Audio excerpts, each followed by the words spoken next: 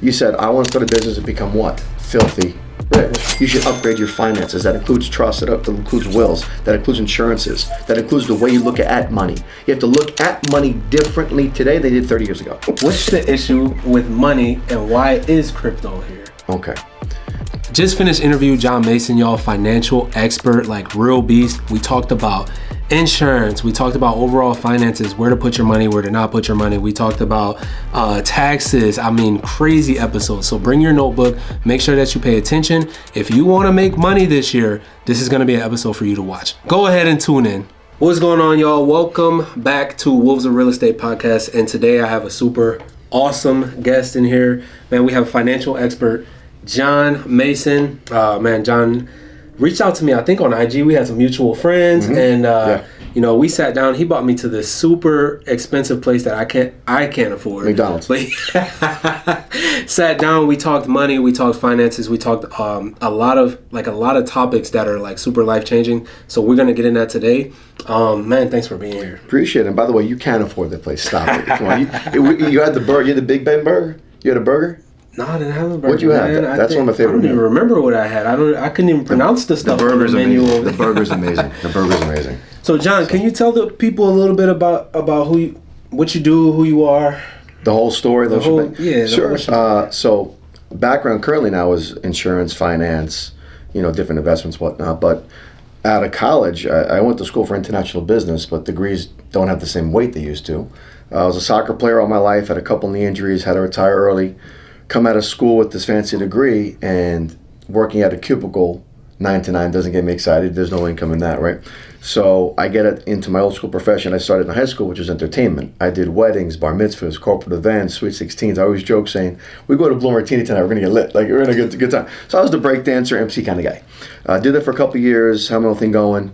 And then in 2008, 2009, when the recession hit, I realized I had to make a change. Markets are taking a dump, stock markets, real estate, banks, everything's hurting. My dad's a school teacher, so he doesn't make a lot of money to begin with, so they took a hit. My uncle lost money, my grandfather lost money, and I realized that we're all educated in our own way, but none of us really understood or understand how money works. We know how to make money, not how to keep it. We don't know the tax codes. We don't know how to invest properly. We do conventional investing or conventional income. And I realized that everyone that follows that path, they were struggling, but there were people making millions, even billions or more in the recession. I had to figure out what's going on. So I went from breakdancing to financing. Shopped around some companies. Some were corporate, not a fan of their structure. And got linked up with Patrick Bet-David, who now runs PBD Podcast, Valuetainment. And I fly out to LA. This is in last week of February, so first of March of 2009. And I fly out there. He's a big dog in a big company at the time. Loved what I saw, made sense. I knew nothing about insurance, money, finance. I don't like tests. I suck at math and numbers. I'm not good. But I saw the culture, the environment, and more importantly, it was a skill set. It was a language that I needed to learn. We all need to learn about money. We need to learn about taxes. We need to learn about how to save. We need to learn, whether we like it or not. It's like, I don't want to talk about politics. You have to understand a little bit. You have to learn. And I realized if they could mentor me, coach me, and guide me, that's the path I wanted to take. I saw their lifestyle. It sounded good. I go back to South Florida. I get my insurance license. Patrick personally mentored and coached me the last 15 plus years. And the rest is history. Now, I got a couple thousand guys around the country, been in insurance 15 years, different things going on. And it's been phenomenal. So that's my story. I'm sticking to it. So that's an awesome story. And man, I'm noticing a common trend here is the most successful people that I get in this room, not many of them are using what they learned in college. Not many of them at all. So, I mean, what would you say about college and how most people are thinking like, oh, I'm going to go to college, I'm going to get this awesome job, I'm going to make a lot of money and work till I'm 70 and then... I think Jim Rohn said it. He says, formal education will make you a living. Self-education will give you a life.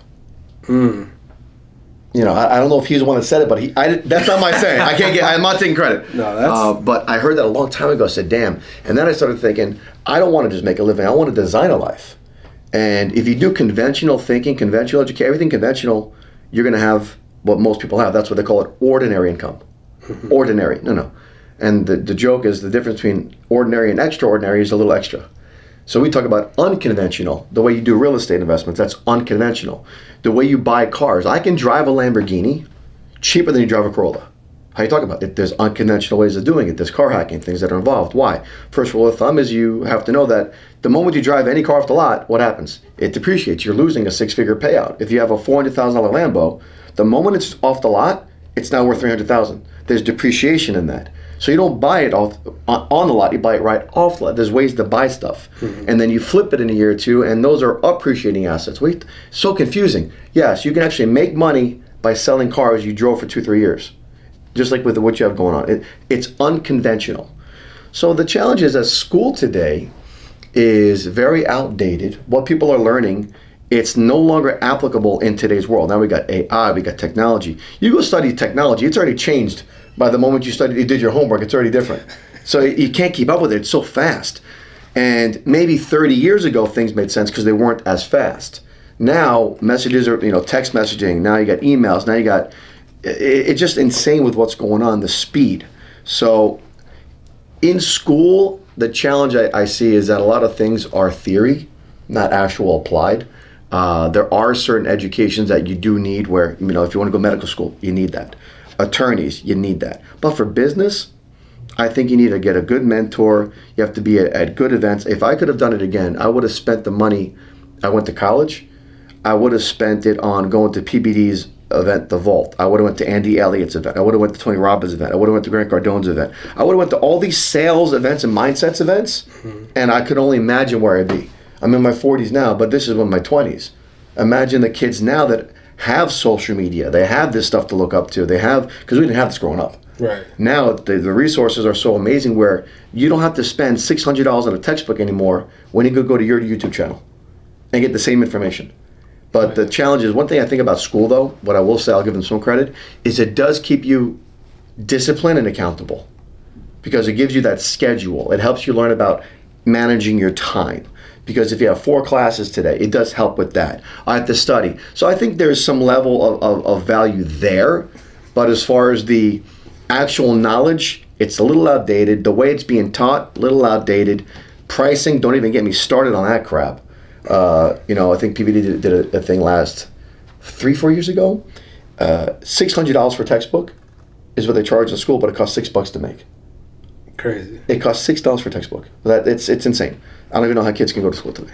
So they say they wanted workers, not thinkers, right? Obedient workers. Oh, school teaches you how to think. No, it teaches you how to think, but the teacher wants you to think, because if you go against what the teacher wants you to think, they downgrade your grades. Yeah. Here's a funny story, bro. I'm in high school. We're in a creative thinking class. What's the name of the class? Creative thinking, which means do what you want to do. And they said, come up with an idea of your let's have fun right now. If you could make a class in high school, you got kids, right? If you can have a class in high school, any class, what would you make? Pick a class. If I could just create a class. Be investing.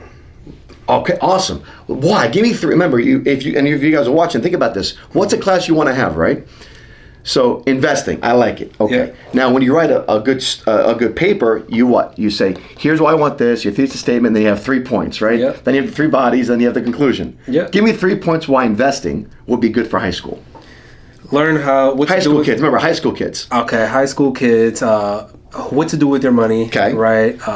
How to make money even in business and building wealth. Okay, awesome. 3 points and then conclusion. By the way, I don't care what those 3 points are. A good paper is, here's the idea, here's my 3 supporting parts, here's my conclusion. Yeah. And you should base it off of, do my 3 parts actually make sense?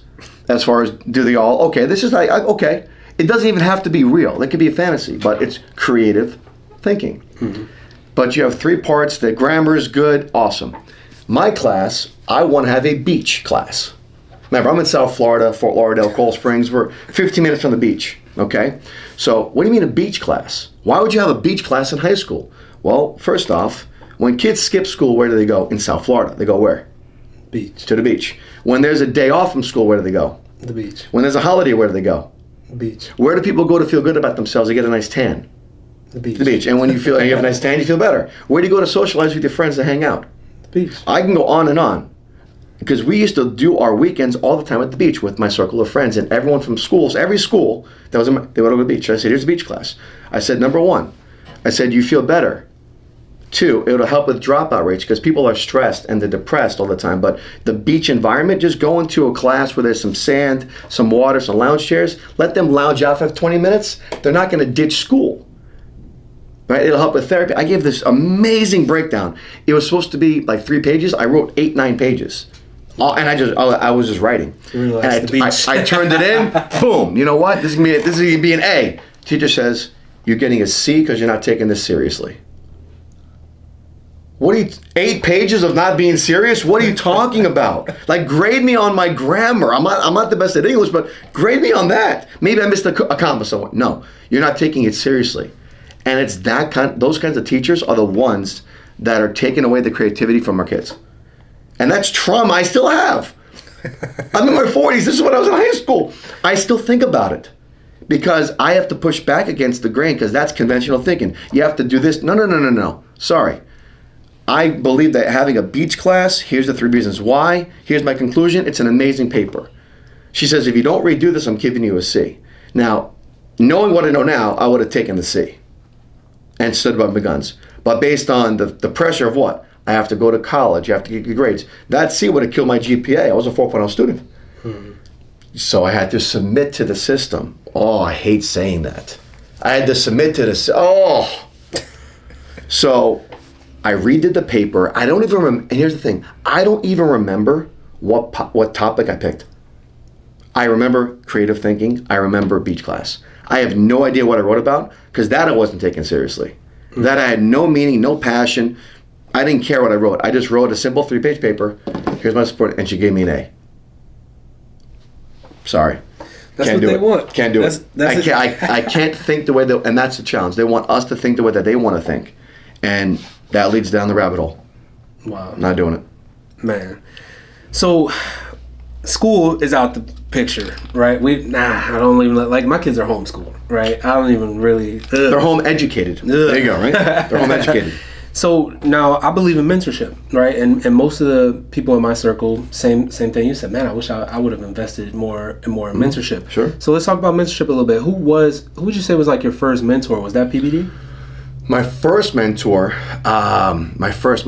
Okay, going back to soccer days. First was my coach, a guy named Lenny Taylor. Lenny was a national coach, Olympic development coach. He really taught me some skills in soccer. One thing he always taught me was find a way to solve the problem. Because he would do every morning at 8 o'clock. Every morning at 8 o'clock. This is in high school. Every Saturday morning, a group of the top guys in the city would come together, and for an hour, he'd say, find a way to solve the problem. And we have to come up with as many solutions as we can to pick up the soccer ball without using our hands. So all these tricks you're seeing with the feet, even going down to the ground and bringing the ball with your knees together and then standing up, every way you could pick up a soccer ball, he said, find a way to solve the problem. And I learned that, and I carried that over into my life. If there's a solution, you have to find it. Find a way to solve the problem. And then, so he was my first mentor. That actually changed my life there. Really got some things as far as work ethic, accountability. But PBD, I would say tops them all. Has been the most impactful mentor I've had in my life, Patrick Bet-David. And I met Patrick when he was just building the insurance company. There was no PBD podcast. There was no Patrick Bet-David. It was when Pat was Pat. And we've built an amazing relationship the last 15 years together. We've done Christmas together, holidays together. He's family, Pat's family. So he wasn't even big when you met him. No, Pat was making a couple $100,000 a year. Yeah. That was it. He was making a couple $100,000 a year, and it just that his vision. He's a visionary, and I've seen Patrick grow into different phases where he's just on a different level, And when you hear him speak, you know exactly what I'm talking about. But and Pat said it a long time. If you can find a coach, a mentor that's going to be in it with you, that will kick your ass, that will support you but also call you on your crap, that's a blessing. But most people don't want to go through that because they don't like the accountability side. They don't want to be held accountable. And I always joke about, not even joke, but I always say, when you have accountability and responsibility, it'll bring out and harness your real ability. But if you're allowed to get away with your bad, and I've had a lot of bad habits. Pat called me out on all my, I think on PTSD, it's Patrick Traumatic Stress Disorder, right? From all my bad habits. And that call out, that accountability helped develop me. Like your kids, you can't let them get away with the bad habits. You have to call it out. So there's discipline where you have your guides, you have your boundaries, but then there's also the accountability of, hey, here's your assignment, get it done. I don't think people like that. I think we're also used to, if I don't work, I get fired. Well, as an entrepreneur, if I don't work, I just don't get results. Right. So it's a whole different level of accountability. But that's been a blessing as far as accountability with Pat, the discipline that's there, and I give you story after story after story. Right. But I think PBD has been the one that's really impacted my life the most, for sure. Okay, so mentorship, investing in mentorship, life-changing, definitely. Oh, yeah. 100%. 100%. Now, as far as you mentioned that, like when you first met him, he was maybe making a couple $100,000. What's it like working with him now?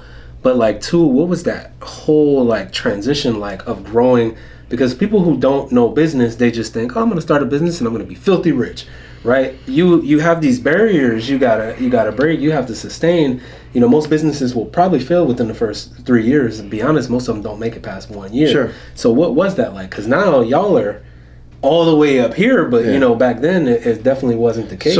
So first off, you said something I don't even think people caught. You said, I want to start a business and become what? Filthy rich. First thing, you have to change your mindset. See, the problem that people have with success and becoming wealthy or being rich is the way you look at making money, or the way you look at money. Why do you have to be filthy rich? Why can't you just be rich?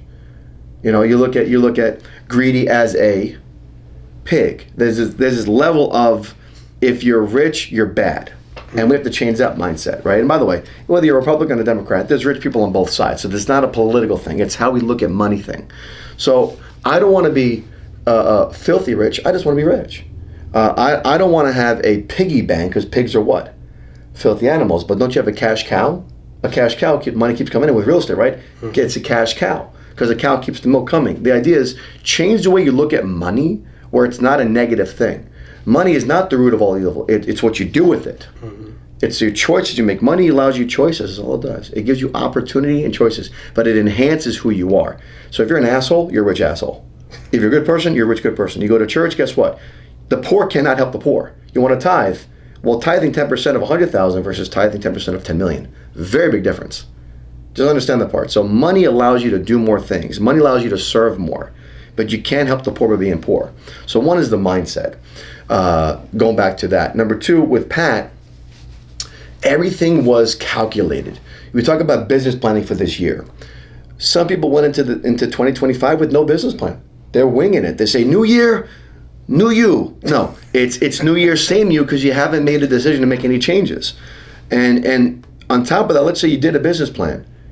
Most people are going to never look at that business plan more than once. They've already forgotten what they wrote down, and they're not willing to do the work. There's willing and wanting. I want to be rich. I want to buy that car. I want. But are you willing to work for it? Are you willing to go through the process? Today's the 2nd of January. We're doing this podcast here. Yesterday morning, January 1st, the day after New Year's Eve, I had a meeting at my office with my team. It's New Year's Day. You should be working. You should be at home. No. I have goals. I have to keep my word. That's called accountability. That's called discipline. So most people are going to fail and fall on their face because they're just excited with no action. They don't take action. And more importantly, if they take action, they do it one time. I've been consistent 15 years. I'm a 15-year overnight success. Yep. And that's people don't understand. So accountability and discipline, I think, is the biggest challenge with going into the new year, which is having a mentor, which is staying consistent with your word. We talked about yesterday, for example. Why would I do a meeting on January 1st? Well, I learned that from Pat. So if you're 21 years old, 22 years old, where are you going on the 31st? You're going out. Oh no, party. Downtown, having a good time, right? Yeah. What are you typically doing? Drinking. And then some, right? Drinking is a part of it, right? But then next morning, how do you feel? Like crap. Sluggish, crap, whatever it is. And maybe you're out till 4, 5, 6, 7 in the morning. Nothing good happens. Yep. But if I know I have to be up at 7:30, 8 o'clock in the morning because I have a meeting and I have to be at my team's event, I have to be in my office, and I got stuff to do, guess what? You're going to maybe celebrate the new year, Happy New Year, in a safe manner, get up, get to work, and keep your word. So discipline, my reason for winning has always been much more important than my distractions. And I think that's a part where people forget, where what do you really want? Why do you want it? Are you willing to work for it? Okay, then keep your damn word. Otherwise, the pain of regret is 100 times more than anything. Like the regret that you feel with it's all over the body. I can't even explain it. But when you win, there's one feeling, but regret amplifies it. And I think you know what I'm talking about. So I think people regret 2023. They regret 2024. But if they don't make some serious improvements, if they don't get clear about what they want, 2025 will be the same. They have to make a change. So I was in the gym, right? And I've been consistent, right? My last drink was November 22nd. Okay. Last year, right? Okay. Most people, last year sounds so long now. So long. It sounded last good. Year. Last year, right? And I noticed most people, they're like you said, new year, new me, new me. Well, the wealthy people, the 1% will take action and will do it now. Now stands for no opportunity wasted, right? We're gonna do it now. And I see a lot of people that are like, oh, next year, right? January 1st, I'm gonna do it. Do you know that it's so bad now? I was in the gym yesterday on January 1st, and it was dead, right? Why was it dead? Because it's gotten so bad that they don't go to the gym on the 1st anymore. They go to the gym on the first Monday after the 1st. So now I'm like, holy crap, like this is what the world is coming to. 3 more days to work out. Then you can't work out. Just saying. 3 more days and it's going to be packed, right? And like you said, they were probably out partying. They were probably doing all this. A lot of times people don't understand that you have to make sacrifices. Now, I want to get into some financial stuff. Well, hold on. Just so you know, I want to give you some good luck. I want to give you some good love. Because you wait 2 weeks, they're all going to be gone, and the gym will be yours again. The gym will be yours again. They're not consistent. They're going to listen. If you want to make some money fast, I'm talking about money. You want to make some real fast money in 2025? Go sell gym memberships. You might make 6 figures in 30 days. Yep. Membership, because everyone wants to lose weight and get in shape, but they don't have the mindset or consistency or the accountability, because they don't mind the membership, but they won't pay for the personal trainer. They won't pay for the dietitian. So they're not going to get the results they see because they're trying to do it all themselves, and they get frustrated and they're going to quit. So I'd say by February, the gym will be back to normal. Nothing to worry about, buddy. You're good to go. And you know what I'm talking about. It's consistent. And this is life. I want people to understand that. Like when we talk about life, it almost always correlates to business, right? You need to be consistent in life. You have to have good habits in life. Sure. If you don't have these things, then you're not going to be good at business. How you do anything is how you do everything. How you should do everything, correct. Right? Yeah. So if you suck right now at your 9 to 5, you become a business owner, you're probably going to suck as a business owner unless you change those habits. But listen, I work out of Gym A, and these weights are not regulation. I don't like the way these weights are, so I'm going to go to Gym B. And you know what? I go to Gym B. You know what? I don't like this pull-down machine. It's just not really comfortable. I'm going to go to Gym C. You just brought your habits to each gym, just like in relationships. You just brought bad habits to the new thing, but it's you. And so you work on you. But you look good, though. You look good, though, by the way. You look good. Thanks, you look good. Man. Chest is popping out, man. right? Good. Doing a lot of cutting now. And what's crazy is, even if people were just more consistent, like you could be doing crappy workouts, but if you lasted for 6 months, if you lasted for the full year, you probably see a lot of progression, right? Even if you were just a little bit more consistent. But you want to take that a step deeper? Success will show itself, but the work is really done when no one's watching. The real success work is done when no one's watching. And in fitness, where's nobody watching you? When you eat. In the kitchen. So success is really in the kitchen. They say abs are made in the kitchen. Yep. So when you show up to the gym, that's a reflection of your diet. The weights are how strong you are, the muscles, all that kind of stuff. But you want to have abs. You want to get in real fitness shape. It's when no one's looking. Definitely. Heck yeah. So now, with that being said, y'all just heard about life, okay? And now we're gonna bring this. We're gonna reel this in home for you. This people like, why are they talking about life and mindset and discipline? Oh, well, unfortunately, that's what you need. So let's pivot and go into. I want to talk about finance, right? Sure.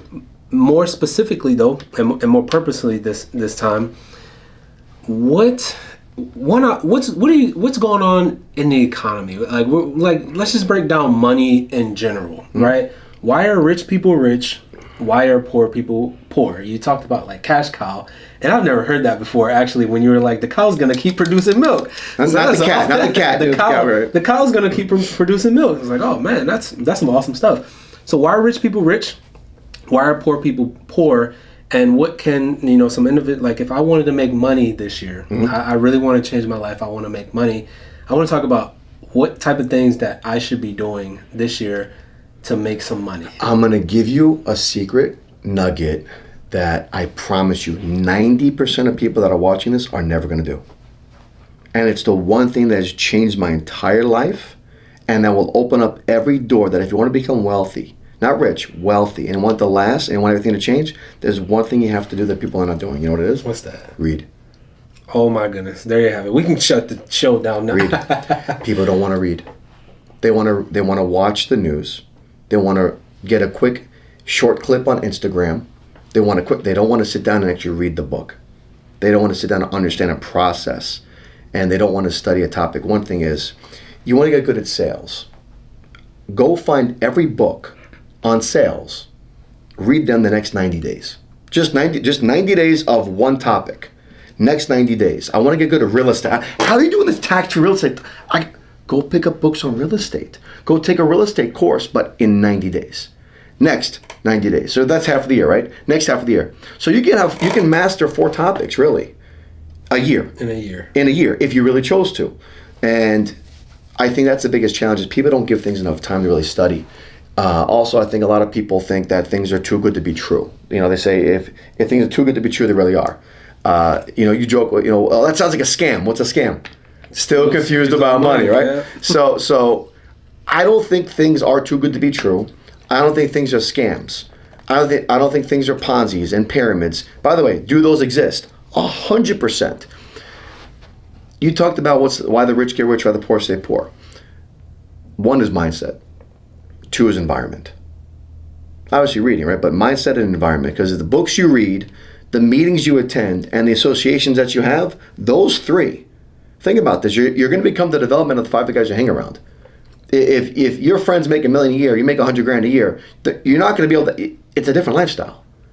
But if you have friends that are $50,000 a year, you make $1 million, you also can't connect. It's like what? There's no value. At the next phase of your life, there has to be more value. I know if I want to remain friends with Patrick, with Tom Ellsworth, these guys that are at high level, I have to grow my value. Does that make sense? Right. So a lot of people can't let go of their college days we were friends for 20 years, but they're no longer adding value to this phase of your life. So what's the purpose now? So rich get rich, poor stay poor, middle stays in the middle, mindset, associations, books, environment. When I hear something that sounds too good to be true, my first instinct is, what don't I know? Not, oh, it's too good to be true, it's a scam. No, what don't I know? You do stuff in real estate, right? Okay. Is there a way that I can get money from real estate properties and there's no taxes on it? Tax-free money from real estate? There are, right? Yeah. That sounds too good to be true. I always have to pay taxes. I've been taught I always pay taxes. Wait, I can take money out of houses and flip and 1031s exchange. Tax-free? Too good to be true. And then you look it up. You're like, oh, I didn't know. What don't I know? Not jump to conclusions, it's a scam, it's not real. No, what don't I know? So I think wealthier people have people in their corner, CPAs, attorneys, big names, that say, listen, I read this online, I read this so-and-so, what do you know about this? Oh yeah, you can do that. Because remember, CPAs aren't going to tell you, they're going to say, yes, you can or cannot do it. Mm-hmm. Their job should be, hey, you're looking for 20% deductions, here's what we can start doing. That's what they should do. But not every CPA is equipped to do that. Right. So you have to be self-accountable to go study this kind of stuff. So when it comes to savings, ready for this? What if there's a way that you can make money when the markets go up, but the market goes down, you never lose any money? And you can take the money out and there's no taxes. Would you put your money there? Sign me up. Sounds what? Too good to be true. You know what I just described to you? An insurance plan. A life insurance policy. That's our... Go look up IRC, Internal Revenue Code 7702A, which is the cash, 7702B, which is long-term care. When you go look it up, you're saying, how come I didn't know this? Because they're not going to teach you this where? In school. Because that's what? Conventional thinking. If you stick to the system and how the system has, when you buy advice, you buy the life. Sell me on your life. Go. The people that are giving you advice, say, hold on, you've been doing your job, you have all these degrees, you have all these diplomas, 20 years down the road, sell me on that. You have a nice car. It's a nice car. I thought it was a Lambo first, right? Damn, right? You have a nice car. On the back of all these exotics, these Lambos, right? These Ferraris, you know what it says? Entrepreneur. You know, biz-onier. That's the full word, right? You know what you never see? Degree. You never see masters. Never. So you have to think differently. So one, I would say, get a mentor, okay? 2, read. Next is attend different events of people that have a lifestyle that you want to have. One thing that I've been very blessed to learn over time, but I've always done this, is I've taken calculated risks. Not risks, calculated risks. I forgot what book I read that in. It was about military generals. And they always take calculated risks because you're not going to get all the information. You want to go to, you've been in the military. You don't have all the information, but you have a serious amount of training, and that amount of training has allowed you to what?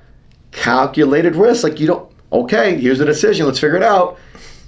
And then you figure it out as time goes on. Oh, yeah. So I've always taken calculated risks, and I make a lot of mistakes along the way. And I think most people are afraid of making a mistake because in school, conventional thinking, we're taught, make a mistake, you fail. Make a mistake is bad. Make a mistake is how you learn.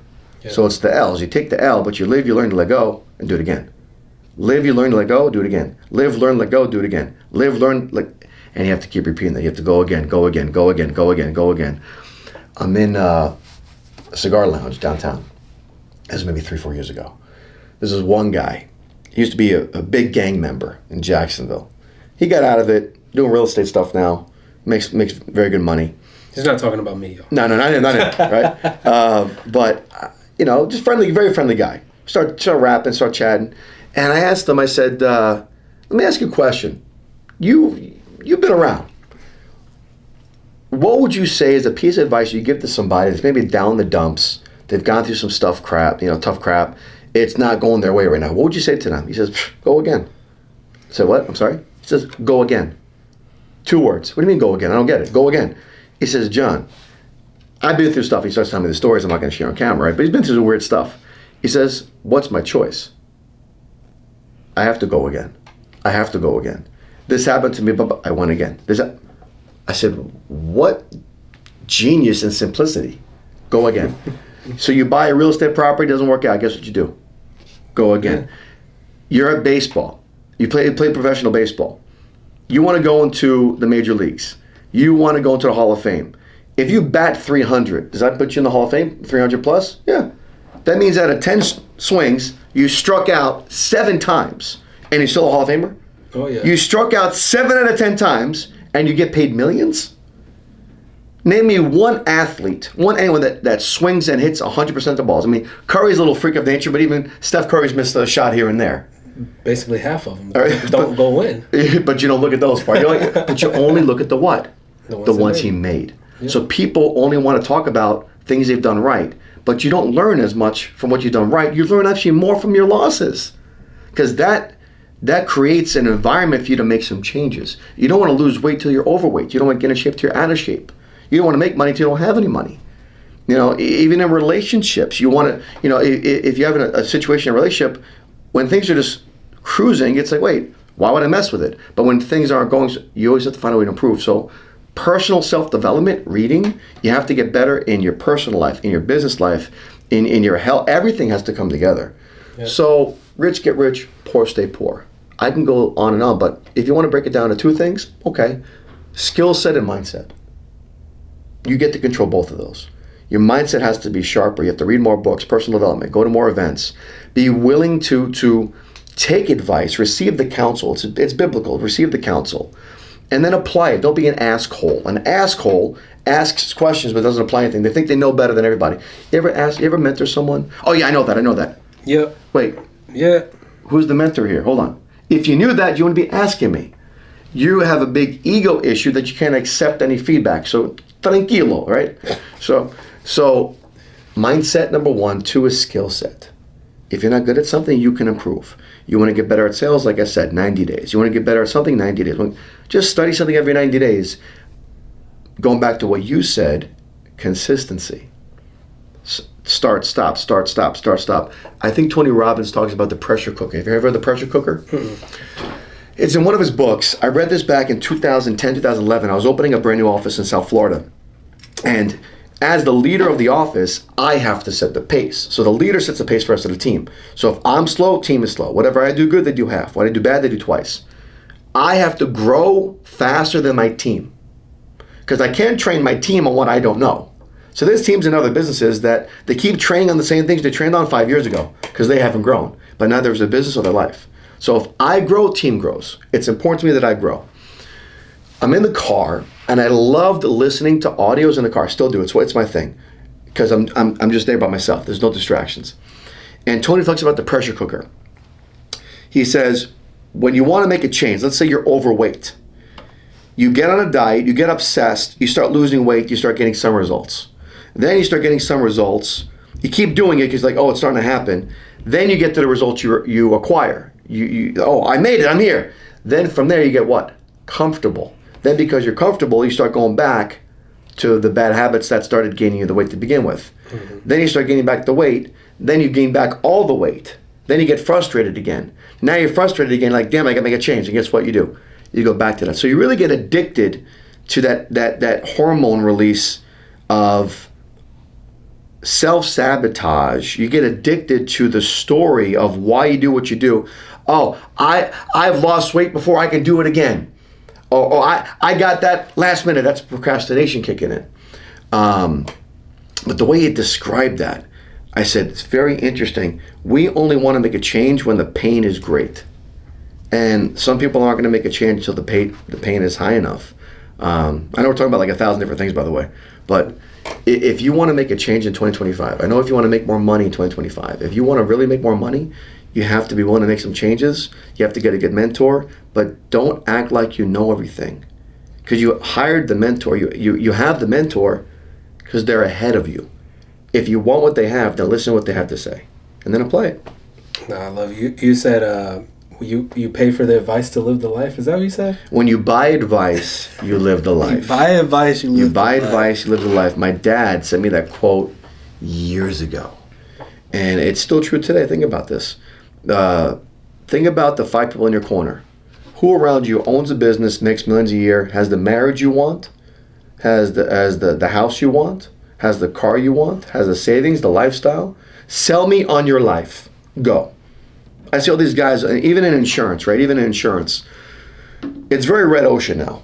All these insurance guys are doing the same thing, saying that we got the best this, the best that. It's the same thing. The separator is the leadership, bro. Yep. It's insurance is insurance. We can all sell the same carrier. That's what makes it's the leadership. So some people are attracted to the wrong things because they get seduced. They get there, oh damn, what the hell is going on? It's very red ocean. Sell me on your life. Sell me on your character. Who are you as a person? Sell me on your values and principles. Can you actually sell me on that? There's guys that are in the insurance world. They put on a good show, man. They put on a good show, and listen, in real estate too. I'm sure you see it. In business, you're going to see it, but when you understand psychology, human nature, you know how to seduce and manipulate, which is negative stuff. These guys are good at it. And they get away with it for a little bit, but I've always seen those negative people, those bad characters, the joke says, don't let your talent take you where your character can't keep you. So many talented people I've seen blow an opportunity because their character is flawed. And if you have bad character, it will always come back to bite you in the ass. Dang. Sheesh. So, yo, I want to lead into, I want people to understand, like, what's bad, what's good. All right, so we mentioned cars. All right, drive the car off the lot, depreciates in value. So I see a lot of trends. Turo was big. Airbnb. That's changing. Real estate, and then there's a lot of changes going on. And then now, what's big again? Crypto. I'm hearing crypto, right? A lot of people are saying crypto. So I want to go into like some topics, and I want you to tell me what you think about them. Let's go ahead and start it off with Turo. Just because you mentioned cars already, what do you think about, and I'm talking business here, right? Mm-hmm. If I get money, I go buy some cars. I'm going to run this Turo business, whatever. What do you think about that business strategy? So let's go down the rabbit hole a little bit more on that, okay? Because you went micro. Let's go a little bit more macro, okay? There's different ways to generate money, okay? You can own a business, work for a company, the investments, dividends, all that kind of fun stuff. So if you're talking about just the car business, where is the need for it? Because every city is different. If you want to rent a Lamborghini in Miami, you're probably going to get a good market. You're going to want to rent a Lamborghini in Vegas. You want to rent a Lamborghini in Orlando, sure. But if you want to start if you want to rent a Lamborghini in I don't know, Pensacola, right in Florida, that's not the vibe. You want to rent the Lamborghini in North Dakota, probably the wrong thing. You might want to do trucks. So the first thing is you have to know your environment. You have to know your market. It's same thing in real estate. You have to know what you're buying, where you're buying it. Any business has the same characteristics. It just changes. The product is different. But business is business. There's laws of success that you have to follow. You have to market your business. You have to have a clientele. You have to have some kind of CRM tracking system. You have to be disciplined to continue with it. As far as Turo, I'm not in Turo. I've never been in that. I wouldn't do it. I know guys that do, and you can't say, oh, they do well. Well, what's well? You know, is 50,000 a year, 50,000 a month? Is it 10 million a year? So everyone's got definitions of well. My definition of well is a couple million. So if you say I'll make 6 figures doing it, good for you. I'm glad that's paying the bills maybe, but it's very expensive to live today. So when I look at cars, I don't look at that as a car business. The car hacking game, which is actually very profitable if you know how to do it the right way. Where right now I'm looking at a very nice car, okay? It's a nice car. You'll notice when you see it, right? I'm talking about it with my girlfriend. We're talking about it. Should I get it? Should I not get it? And the biggest thing is it's going to depreciate the moment it's off the lot. Well, why? That's cars. So I don't want to buy a brand new car. I want to try to buy a car a year, 2 years, maybe 3 years, because there's a certain amount of time that the warranty is on the car. So I'm looking at the warranty. I'm looking at the value it's going to have in 3, 4, 5 years. Do I want to keep it? Do I want to sell it? Do I want to pass it? Whatever it is, it's a car. But you have to realize it's just a car. Yep. You can't get so emotionally tied to it. Some people get so emotionally tied to stuff. Same thing with watches. Watches has values. You can flip watches because watches, Rolex stuff, they keep a certain amount of value. And, you know, everything's got a certain amount of value to it. But the car business, hey, you want to try it, go for it. Don't call me. I can't coach you on it. I know nothing about it. Zero. Can I learn about it? Sure. But it's not on my to-do list for 2025. I know guys that have made money doing it. I know the guys that have lost money doing it. I talked to a guy that's in the car business now. Actually, he's actually doing it. He has all the exotics. I said, how's the business? He says, it's going. Not, dude, we had our best year ever. We killed it. No, it's going. So when I hear it's going, I ain't going. You know what it, you know what I ain't that going. means already. I ain't going. It's going. I ain't going. Next topic. I ain't going. So I want to point out the answer that he gave was not a school answer, right? In school, you talked about this earlier. It's only one right answer. And what you said is, hey, you're not doing it, but it could work if you do the right research and you study the markets and everything. And that's a really good like business answer. In school, it's A, B, C, or D. That creates analysis paralysis. There's only one right answer. But in real life is like almost anything can work. There's people who get paid millions just to take pictures of themselves. Yeah. Oh, duh. Of their feet. Listen, I was smiling so hard on New Year's Eve for pictures. I'm asking guys, do you hold your breath when you smile? I'm like, I give models some credit. Like when you smile. Almost anything can work. It works. We're in that era. But now even nothing about this. Even with models, they've taken that into Instagram, Facebook, college athletes. College athletes are getting paid millions of dollars for their social media, for their presence, because they have their brand. So it's a game changer. It's a pure game changer, which wasn't around 10 years ago. Huge game. So there's something new. So I have this whole list of like other financial stuff, like businesses or niches, and it's gonna be pretty much the same answer for all of them, right? Hey, if you do it right, it could work.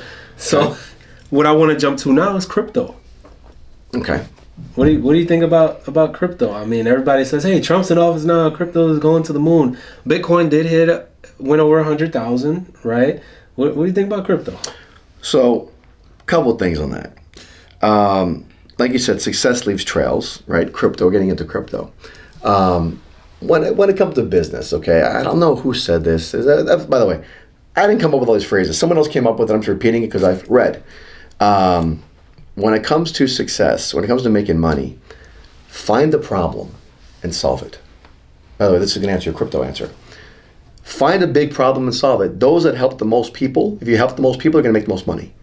Value is added by the size of the problem that you solve. Add more value, make more money. You're not solving a problem at McDonald's. Sorry. Minimum wage. Well, minimum wage is minimum life. Sorry, buddy. Not happening. Bigger problems. Cryptocurrency is solving a very big problem we have right now. That's why there's a lot of money being made. I love crypto. But there was a point that I didn't understand crypto. So guess what I did? I read every single book. I read Crypto for Dummies. It's a 6-page book. I'm still reading that one. It's that thick. I've read stuff on liquidity pools. I've read stuff on Bitcoin, Ethereum, XRP. Now there's stuff on X. I have friends that do it. I ask them questions. Hey, can I get you a cigar so we can learn about this? I learn. I don't just assume. And by the way, I don't just throw my money into it. No, hold on. What is it? I do my due diligence. I watch the videos, and then I make a what? Calculated risk decision. But I make the decision.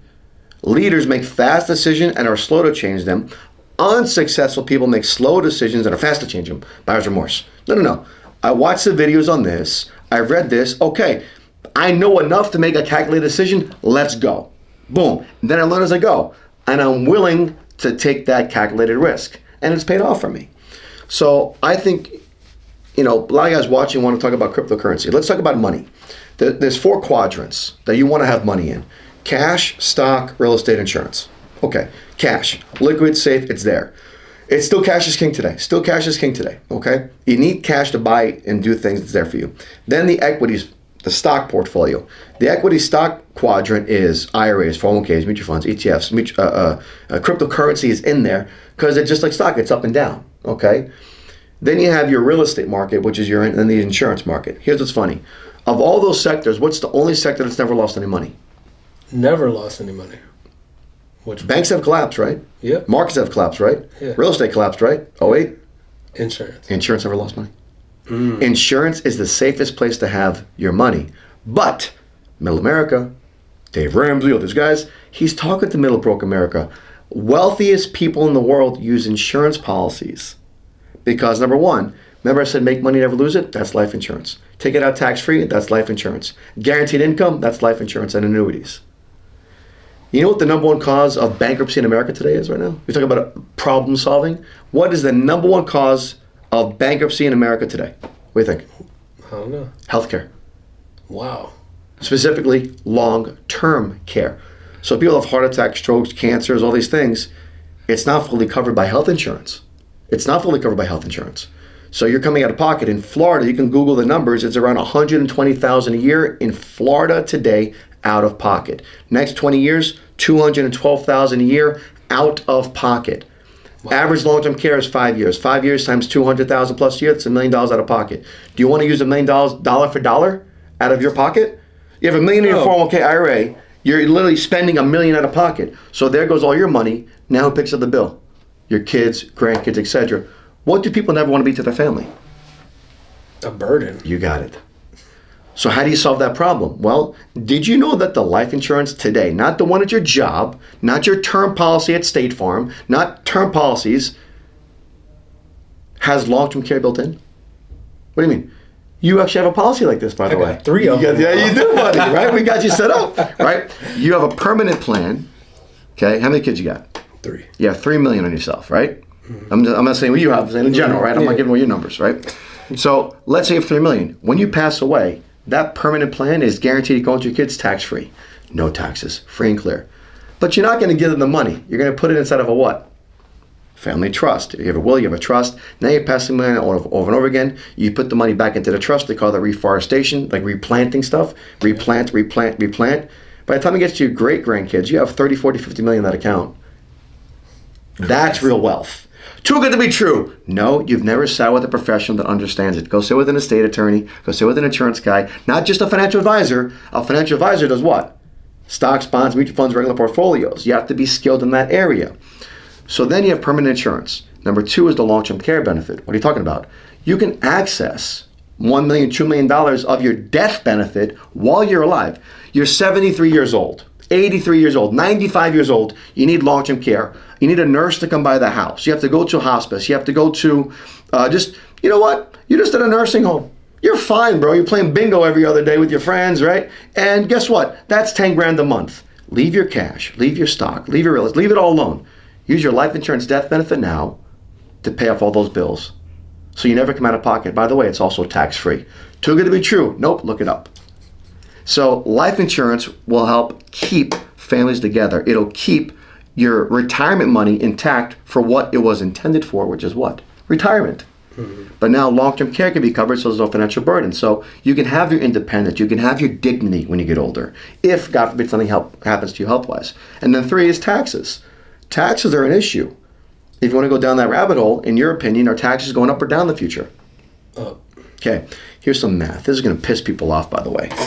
Okay, highest tax brackets ever. What's the highest tax bracket we've ever been in? Highest percent of taxes, I don't remember. I read it in Power Zero. You did. I think I read it in Power Zero. And I want to say it was like so hot. It was over 60%. Keep going. Keep going. I don't remember. Was it 70s? Was it in the 70s, 80s? Keep going. 90s, nowhere. Right, during some war. I just went to Google. And I looked up history of income tax. You can look this up yourself. 1913, the Federal Reserve comes out with taxes, right? They met in Jekyll Island in Georgia. Great book if you want to go read The Creature from Jekyll Island. Again, reading. It's a thick book. No one wants to read it. Go read about the history of Federal Reserve and taxes. It'll piss you off. 1913, what are taxes? 1913, no. Don't look. No idea. Okay. 1913, there you go. 7%. Okay. 1915, 1916. What happened in 1917, 16, 1917? The war. World War I, right? Yeah. Taxes go to 67 and 77%. Okay. During wartime. But that's still not even the highest taxes ever. World War II, 1944, 1945. We're in war, getting out of war. 1940, war obviously happens around the world. 1941, 42, 43, 44. Okay. 1944, 1945 was the highest taxes ever. Wartime. What were taxes? 95%? 94%. 94%. Now, obviously, taxes are tiers and how that works, but highest tax bracket, 94%. 94%. Dang. World War I, high. World War II, high. Whenever there's a war or a pandemic or some kind of world issue, taxes go up, taxes pay for it. That's why we're spending all this money in Ukraine right now, on this, that, and the other. They want to create something, so there's taxes. If you want to have a political conversation, I don't know how many people are going to watch this or turn this off or no longer watch you, but pandemics, wars, those kinds of events, it creates economic, it builds the economy because it creates things. So taxes are ways to fund that. So they have to raise the taxes to fund it. The challenge I have are the misuse of those funds, the misuse of taxes. What scares me about politicians is they get into politics and then they make their money. I've never met a broke politician. Have you? No. Neither have I. What I'm okay with is if you already made your money, and then you get into politics. Got it. Because you already have a track record of, okay, you're not doing this for the money, you already have the money. Like with Trump, he is a billionaire already. In fact, he's lost money because he went after him. And if you want to study history, go study Reagan. Go study Clinton. Go see. Human nature is the same. I'm not even going to give it away, but go watch these things on Prime and read these books. You're going to see it's the same thing. People just don't. The one thing we learn about history is that we don't learn from history. You want to get down the rabbit hole of taxes. So if taxes go up, remember, we're in a low bracket now, 36, 37, 30, 39%, right? Mm-hmm. We're low now. In order for a country or something to get out of debt, you're either going to spend more or pay less. Are we spending more or paying less now? Spending. More money, Ukraine. Don't get me started with the homeless problem we have in our country. Don't get me started with the border issue. Don't get me started with what happened in North Carolina. And we're in Florida. Think about people in Naples, Fort Myers, the hurricanes. Like, give me a break. Take care of the homeland. Let's go. Come on. So all this money being spent. That's debt. How are we going to get out of debt? Oh, let's tax the people. It's all good. In 20 years, if taxes go up, I don't want it to be affected. I don't want to be affected by it. I want to control my taxes. Life insurance, you can fund it. Permanent plans, you fund it. It's not going to outpace the market. Like, people are selling, oh, well, this guy on TV said you're not going to get the best returns. No shit. Like, you're not getting life insurance to outpace anything. It's a tax strategy. Long term, you can have a guaranteed income, and there's no taxes on the money when you do it the right way. So it's not about making more than stock or making more than a mutual fund or making more than crypto. It's to have a tax-free, guaranteed income. Who are the happiest people in retirement? People that have the most assets or the highest guaranteed income? The latter. Highest guaranteed income gives you peace of mind. Money's coming in, all your bills are covered, nothing to worry about. And then you can have your fun stuff. So imagine you have $1 million in guaranteed money. If you lost anything after that, are you okay? Because you have your guarantees. So I think we've lost a little sight of that. Those assets are a headache. So insurance is your safety net money. It's your guaranteed money. It's your, I take the burden off the family money. It's my legacy, my wealth. Keeping, not creating, keeping. Now, real estate, different topic. You could do a podcast on that. Going back to the equities portfolio. Stock, mutual funds, ETFs, index funds, crypto. I think people are looking at crypto the wrong way. I think they're looking at it as a get rich quick. I think they're looking at it as, if I just put my money in and I buy Bitcoin, I'm going to become a millionaire. No. That's like saying, here's Google stock. Well, Google stock might be worth a lot on paper, but unless you get a dividend or take money out, then you actually can have something. But if you just buy Bitcoin, you don't do anything with it, you just have something on paper. And yes, things are still new. People are still learning. This whole the Tua girl, like, they had a meme. Why would anybody even put their money in it? Like, you have to be out of your mind. A meme coin, altcoin, like these fake coins, they just make things up. There's no utility. They're not using it for anything. So utility is usability. Mm-hmm. So in cryptocurrency, there's fiat money, obviously, like the cat, right? Then you have crypto stuff. It's now being accepted around the world. If you and I are in Dubai right now, I'm buying you a meal in crypto. Yeah. I have a card that is a crypto card.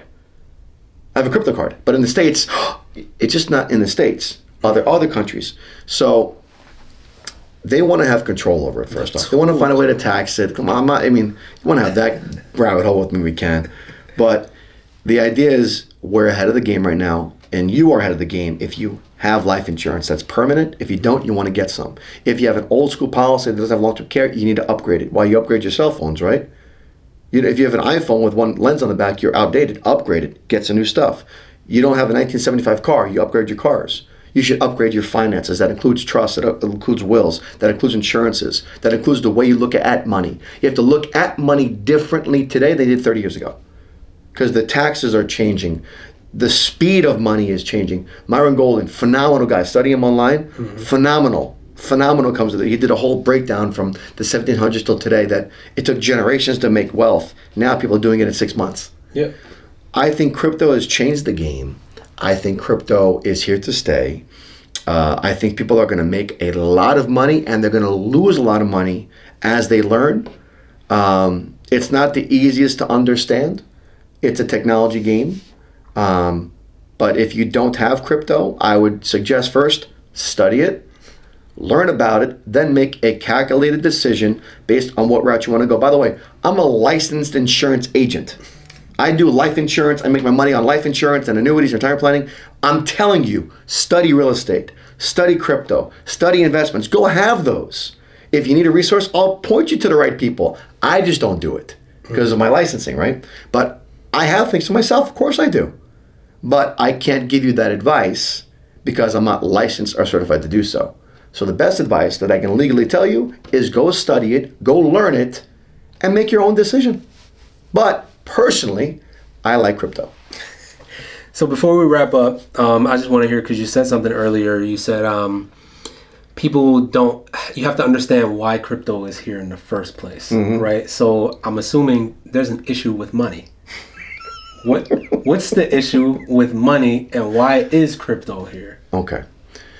I was on Fox Business a couple months ago with Tom Hegna, Hegna. Go look up Tom.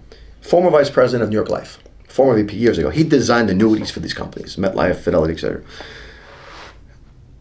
Off camera, we had a conversation. Then we brought it on camera. Okay, I'll get you the clip. And I said, Tom, how do you like crypto? He asked me about crypto. This is a couple months ago. He says, John, when Bitcoin came out, one of my friends said, go get 1% of my portfolio in Bitcoin. I think he got Bitcoin when it was at 2,000. Sheesh. I'm not going to tell you the numbers, but if he got Bitcoin at 2,000 and it was 1% of his portfolio and is a former VP of New York Life, you can imagine quite a bit. Yeah. What's that value now? He's very happy, and he posted this on Facebook. The reason why I'm talking about this is that he publicly posted on social media. In fact, Tom will actually be at our convention in February, if you guys want to come. He'll be at the convention. I'm sure he'll talk about it on stage. But a traditional, old school insurance guy, which is, I don't like risk, I have to protect your money, loves crypto. Something's going on. So when it comes to, is money in trouble? It's not that money's in trouble. It's that money's always changing. We go back a couple hundred years. We're bartering. What are we trading? Salts, sugars, spices, right? Everything. Like nothing's off limits, right? Like I'm like, You want my daughter? I mean, you said it, not me. You want to keep that in, you can, or edit it out, right? You said it, not me, right? You know, everything is traded, and then it goes to seashells, and then it goes to gold, then it goes to whatever there's value behind. We go back quarters, dimes, nickels, then it's dollar bills. Even the dollars have changed faces. Are you a movie guy? Yeah. I'm a movie guy. Have you seen the movie Mannequin? No, I don't think I've seen that. Okay. Mannequin 1, Mannequin 2. Okay. I think not Christy Brinkley. I forgot her name. Watch the movie Mannequin 2. Phenomenal movie. Funny movie, Sal. Cheesy as hell. Okay. They put the necklace on the doll. The statue becomes alive. Right. This is now in the early 90s, and the statue becomes alive, and she's shopping at the mall. And the saying is, when she's shopping, no one uses cash these days. Remember the credit cards was Yeah. and you had to write the paper and you take this pink slip. Remember that? Yeah. So when credit cards came out, that was the credit card scams, and credit cards are actually the safest way to do business today, isn't it? Yeah. It's protected now. But back then, oh my gosh, it was chip. Before the chip. Hold on, we're not even there yet. First it's credit card. What's that? It's boom. Go watch Home Alone 2. They did it to the right. Then it was the swipe, and then it was the chip. Now it's not even there. Now it's on your damn phone. Yeah. Pretty soon they might have a chip in your arm. You know, it's getting there, right? So the way that we transact is always changing. Money is always changing. So is money, you're talking about, inflation, cost of living. Housing right now is a big problem in Orlando. Big problem. Cost of living is a big problem. People are not making enough money. Home prices are still high. Buying a car is still high. Price of money is still high. Going out to eat, portions are less. Food quality is less, prices are higher. It's no longer Netflix and chilling, it's Netflix and billing. It's even more expensive to watch a damn movie at home. So people have to make more money. So the first challenge is that, people have a savings issue. We don't save any money. We love spending. We just got through the holidays. People feel guilty if they didn't buy enough gifts. Yeah. And they're saving all year to spend it all again. It's that cycle. Next problem is debt. We have credit card debt, medical bill, student loan debt. Well, credit card debt, there are solutions. A medical bill debt, there are solutions. Student loan debt, I don't agree with the forgiveness thing. You got your ass in it, you get out of it. Just saying. You don't need a $200,000 education. You were brainwashed to think that. You don't need that, okay? And if you are going to get into debt, by the way, there are law firms, there are places that will actually forgive that for you. Go earn it. Stop feeling you're freaking entitled. Go earn it. And then third is income. We have to make more money. Your 9-to-5 job is not going to ever pay you to get ahead. It'll pay the bills. Kids come out of school with all these debt, credit card debt. They're pressured to get their high social score, their high credit score, which is really just a debt score. And next thing you know, they're drowning in credit card debt. They got student loan debt. They have 3 roommates at the house. They're borrowing money from their parents, and they're working. And they're depressed. They gain weight. They get unhealthy because they're so freaking stressed out about money. Nope. Sorry. There's got to be a different change. So, is money in trouble? No, it's the way that we conduct business. It's the way transactions take place. It's everything. And I think if we start training our brain to look at things differently, like how cryptocurrency could be a real asset, how that can change the game. And by the way, go study trading. Go study what a future is, what an LP is. Go study what a stock and mutual fund is. Go read all these books. Like there's book after book after book. I did my training yesterday morning. I had 5 books. I trained from 5 books that I talked about the last 15 years. And it's been the same books because people have a very short memory. So is money in trouble? No. I think it's changing, and you better stay ahead of the game. So look, I learned a lot. I know people definitely learned a lot. So what I want y'all to do is comment underneath this video with any questions that you might have. And before we go, John, can you tell the people how to find you? At Jon Mason Money, M-O-N-E-Y. At Jon Mason Money. This is going to be a very big year for a lot of people, though, by the way. So we're going to be doing some other big events. I'll be with PBD at SLS, Sales Leadership Summit in a couple months. Be at the Vault Conference. I'll be traveling around the country. So if you want to connect, I'll be at some of those events. But I live here in Orlando with you. We're going to be hanging out. We'll go to that special place for lunch. We're going to be doing some cigar, whiskey, and wealth events. We do a lot of fundraisings. If you guys are in Orlando, we do a lot of fundraising for military, a lot of events. We'll do that again this year. But I'm around Orlando, but online at jonmasonmoney.com.